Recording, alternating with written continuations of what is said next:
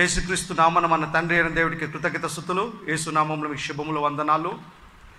నపుంసకుల గురించి మనం బయట చూస్తుంటాం. వాళ్ళనే కొజ్జవాళ్ళు అంటారు, ఇజిడా అంటారు, 0.5 అంటారు. చాలామంది వాళ్ళని చూసి ఏలన చేస్తారు, వాళ్ళని చూసి నవ్వుకుంటారు. సినిమాలో కానీ సీరియల్లో కానీ జనాలు నవ్వుకోవటానికి వాళ్ళకి ఏదైనా పాత్రలు ఇస్తారు. వాళ్ళు చప్పట్లు కొట్టడం, వాళ్ళు ర్యాష్గా మాట్లాడతారు. ఎందుకు?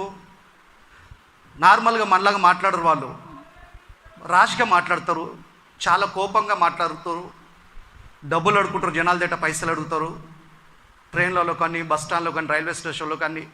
ఎందుకంటే ప్రభుత్వం వాళ్ళకు జీవనోపాధి ఏ పనులు ఇవ్వలేదు, వాళ్ళకు ఓటర్ కార్డు లేదు, ఆధార్ కార్డు లేదు, ఏ గుర్తింపు కార్డు లేదు. ప్రభుత్వ ఉద్యోగాలు కానీ, ప్రైవేట్ ఉద్యోగాలు కానీ ఏ పనులు ఇవ్వరు, బ్యాంకుల నుండి లోన్లు ఇవ్వరు. వాళ్ళకి బ్రతకడానికి వాళ్ళకి ఏ దారి చూపెట్టరు ప్రభుత్వం, కేంద్ర ప్రభుత్వం కానీ, రాష్ట్ర ప్రభుత్వం కానీ. ఈ మధ్య మన తెలంగాణ ప్రభుత్వం వచ్చే ముందు ఓటు హక్కు వచ్చింది వాళ్ళకి, అంతకుముందుకు ఏ హక్కు లేదు వాళ్ళకి. ఎలా బ్రతకాలి వాళ్ళు? సామాన్యంగా ఉంటే ఈ ప్రజలు బ్రతకనివ్వరు వాళ్ళని. అందుకే వాళ్ళు ర్యాష్గా మాట్లాడటం నేర్చుకున్నారు. వాళ్ళు పైసలు ఇవ్వకపోతే కొట్లాడి మన దగ్గర నుండి పైసలు తీసుకుంటారు. వాళ్ళు ఎక్కడన్నా ఫంక్షన్ అవుతుంది, మ్యారేజ్ అవుతుందన్నా, ఎవరైనా పిల్లలు పుట్టారని తెలిసినా ఖచ్చితంగా వాళ్ళ ఇంటికి వెళ్తారు.